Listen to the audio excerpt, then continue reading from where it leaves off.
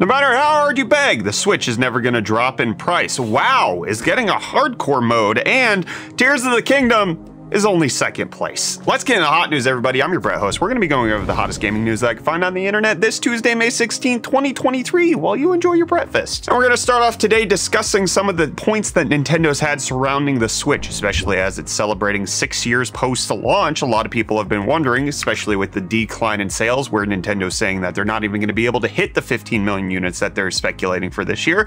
Would they decrease the price in order to help move more units? And the answer is no! No, they're saying it still costs too much to produce this hardware, saying certain materials have fallen, but overall costs remain high. Additionally, we must also continue to account for the impact of factors such as inflation and foreign exchange rates. Production was highly impacted during the previous fiscal year. Even if raw material prices decrease, it will take time for this to be reflected in manufacturing costs. Currently, there are no plans to reduce the price of our hardware during this fiscal year. I just can't personally imagine that the cost of a Maxwell processor, we're talking about something that came out in 2015, still requires Nintendo to charge this much. Like, what is in the Switch that they need to spend that much money on where they can't drop the price at all?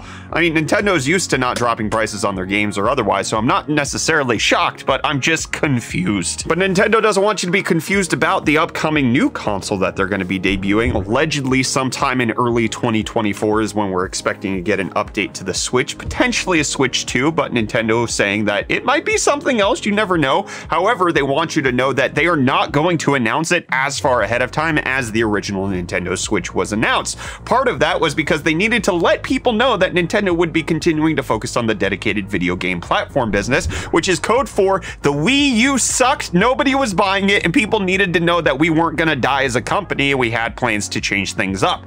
Now, with the popularity of the Nintendo Switch, I think a lot of people don't necessarily want them to change the formula, but would rather just see a refresh version with more powerful hardware that allows you to run things a little bit more smoothly. But turns out that they are always working on various projects aimed at the future by asking ourselves what kind of fun proposal we can make which can possibly provide new and unique entertainment. So potentially a Switch 2, potentially some new console that is slightly different. Let me know what upgrades you would like to see in a revamped version of the Switch or in Nintendo's next console overall. But while the Wii U sucked, it was bad selling, it turns out that the PlayStation VR2 is a little bit as well, but now you can buy it in more places. Previously, you could only get it on Sony's web store, but now you can buy it at regular retailers like Best Buy, GameStop, or even Amazon, which is a company that's actually going to be producing a brand new Lord of the Rings game, except for this time it's going to be an MMO. This is going to be brought to you by Amazon Games Orange County Studio, which is the studio that brought us the New World MMO, so at least a decent amount of experience in what was at least a slightly popular MMO at one point.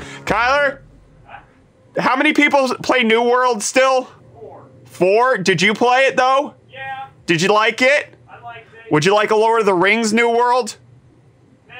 Kyler doesn't like Lord of the Rings. He falls asleep during the movies. According to reports, though, this game will be set during the events of the Lord of the Rings and the Hobbit, and not necessarily in the Rings of Power timeline, which is in the second age, not in the latest age, in case you're at all into the Lord of the Rings mythology. And in case you're into Layers of Fear, it turns out that we have a release date and some system specs for that. The Bloober team and Anchor Studio game is going to be launching on June 15th, so just under a month, and it's going to be coming out for the PC, PS5, and Xbox Series X and S, and there will be a demo that will be available until May 22nd, so a little less than a week for you to try that out. And we have the PC system specs to go through in case you want to play at minimum specs. 1080p 30 FPS, you're going to need an i5 4690 with the 1063 gig, so not a ton there, but in case you want to get ray tracing at 4K, you're going to need a 9700K with the 3080 Ti, which again isn't too high on the top end, and the storage is only going to be a 20 gigabyte requirement, which again isn't too bad. And while you might be thinking, hey, World of Warcraft isn't too bad, how would you like it to just be painful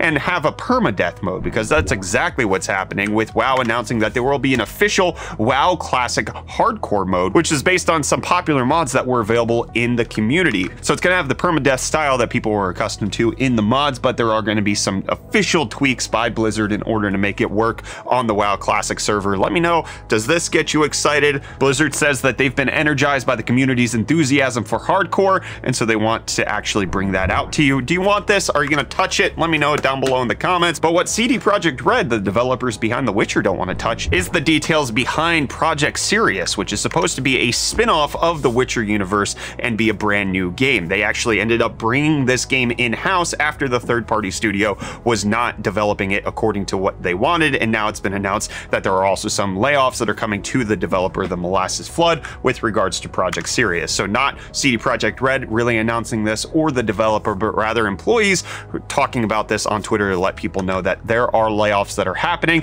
but it does appear like CD Projekt Red is changing a lot of stuff with regards to how Project Sirius is moving forward. There's really no timeline on when this game is going to come out. They did say that it's supposed to be an innovative take on the Witcher universe, telling an unforgettable story, and I wouldn't be surprised if they just forgot all about this and canceled the project completely at some point, but we'll keep you updated as that moves forward. And you want to be updated on what's going on with Street Fighter 6? Well, there's an open beta that's going to be taking place later this week, May 19th through the 21st, and it's been revealed in a teaser video which playable characters you're going to be able to check out, which you can see on the screen right now. Let me know if you're going to be enjoying the Street Fighter 6 beta later this weekend. And if you've been enjoying Resident Evil 4 in widescreen, you might be being hinted towards a little Easter egg, which is they use the full body version of Leon in the codec calls just because that's how they wanted to process it. It's not just the man's face, it's his whole body being put there, and then they just left it in there for the widescreen. It's pretty funny. And what doesn't appear to be a joke is that Microsoft has been approved to acquire Activision Blizzard. So Diablo, World of Warcraft coming under the Green Team's setup, with the EU saying, hey, we really don't care if Microsoft decides to pull Activision games like Call of Duty from the PlayStation 5. It really won't harm the console market whatsoever. The thing they are concerned about, however, is the nascent cloud gaming industry, and they want to make sure that Activision Blizzard games will be available on cloud gaming services that are competitors to xCloud for the foreseeable future. And the UK, who has denied the approval of this acquisition, came out and said, hey, see, we told you this is a problem. The cloud gaming industry is going to be hurt by this, especially with Stadia being gone. We told you you shouldn't allow this to happen. EU says yes, UK says no. We'll have to wait and see what the US says and whether or not Microsoft's going to be able to move forward with it. But Microsoft definitely has been moving forward with sales of the Series S and X, because reports coming out that the new consoles have sold 2 million units in the UK, which makes them the 8th fastest selling console in UK history, but beats out the Switch by a few weeks. So they were able to achieve that record in 128 weeks, whereas the Nintendo Switch could only do it in 140, but the fastest gaming console in UK history was the Nintendo Wii, coming in at 57 weeks to hit 2 million units sold, the PS5 at 98, so still beating out the Series S and X. But at least Xbox outselling the Switch, and it looks like there's a couple of things that have outsold Tears of the Kingdom, because there's some publication of sales data with regards to the new Legend of Zelda game, and it turns out that even though it's the biggest physical launch of a video game this year, it's actually in second place in terms of the amount of money made by a release in the first week. So the Tears of the Kingdom, even though it costs $70, lost to the Wii Fit plus the balance board, which if you subtract the balance board, Wii Fit actually loses to Tears of the Kingdom, but the overall sale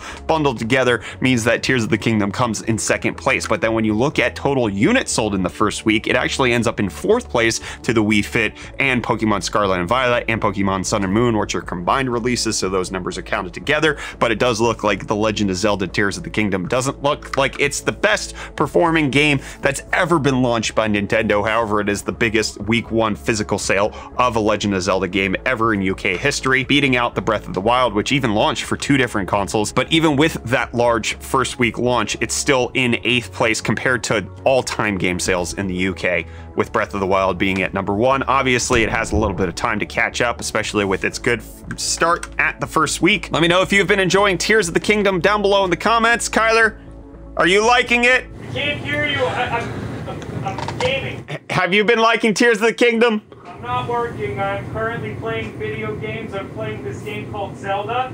What abuse have you rendered to the Korok seeds?